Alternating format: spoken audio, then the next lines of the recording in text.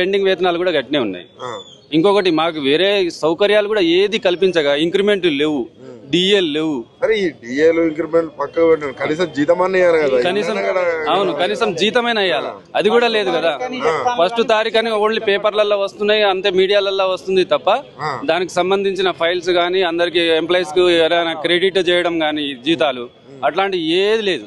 Media soap top గానే అంత పైన పైన మెరుపే చేస్తున్నారు తప్ప లోపల మాత్రం పని అయితే జరుగుతుంది. 3 నెలల నుంచి జీతం లేకపోతే పరిస్థితి ఎట్లా? మీ కుటుంబం స్కూల్స్ స్టార్ట్ అయినాయి. అవును, ఇప్పుడు కనీసం తినడానికన్నా దొరకలేదు కదా. అవును, అయితే బయట నుంచి ఇట్లనే వడ్డీలో తెచ్చుకోవడం గానీ, బంగారం కుదవ పెట్టుకోవడం గానీ అట్లాంటి అలా చేసి పిల్లలకు బుక్స్ గానీ ఫీజులు గానీ కడుతున్నాం. ఒకటి రెంట్స్ కూడా, పాల బిల్లు, కిరాణా బిల్లు, ఇప్పుడు అన్ని రేట్లు పెరిగినాయి.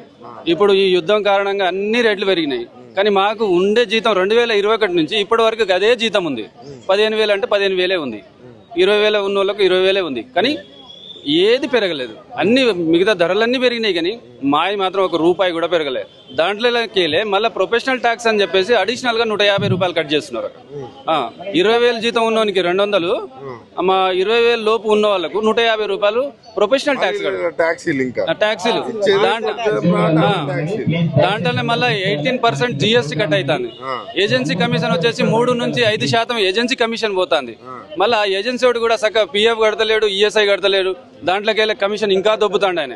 శానిటేషన్ వాళ్ళదే యాక్చువల్లీ 15,600, కానీ 15,600 అయితే దాంట్లో కటింగ్ బోను, పిఎఫ్ ఈఎస్ఐ కటింగ్ బోను కూడా దాదాపు 13,000 చిల్లర చేతికి రావాలి.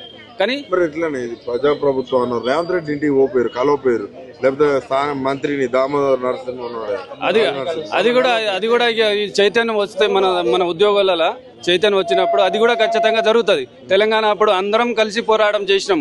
మేము మా అవుట్ సోర్సింగ్ వాళ్ళు కూడా కలిసి పోరాటం, ఇది ధర్నా గానీ ఏది గానీ అన్ని కలిసే చేసినాం ఉంది. ఇప్పుడు ఈ ఆర్టీసీ వాళ్ళకు అప్పుడు ఎట్లా చేసిరో అట్లా కూడా ఈ అవుట్ సోర్సింగ్ ఎంప్లాయీ వాళ్ళు కూడా చేసే అవకాశం ఉంది. ఇంకొకటి, ఈ వ్యవస్థలో ఇప్పుడు మనం వైద్య ఆరోగ్య శాఖల ఏదైతే ఉందో శానిటైజేషన్ కానీ, పేషెంట్ కేర్ కానీ, సెక్యూరిటీ కానీ, మిగతా పారామెడికల్ స్టాఫ్స్ కానీ, ల్యాబ్ టెక్నీషియన్, ఎక్స్రే టెక్నీషియన్, వీళ్ళు లేకుంటే ఇంకా ప్రజా ఆరోగ్య వ్యవస్థ కంపు కొట్టే ప్రమాదం ఉంది. ఆరోగ్య వ్యవస్థలో మీరు చాలా కీలకమైన పాత్ర కాబట్టి మీకు జీతాలు కట్ చేస్తే మీకు జీతాలు చాలా ఇబ్బంది అవుతుంది. ఇప్పుడు ఇబ్బంది అవుతుందనే ఇంత దూరం రావాల్సి వచ్చింది. మేము ఎక్కడో సిర్పూర్ నుండి వచ్చినాం, అటుకోస బార్డర్ హైదరాబాద్కి వచ్చినాం. నైట్ మేము భాగ్యనగర్కి ఎక్కితే ఇప్పుడు దిగినాం, ఇప్పుడు అందుకున్నాం.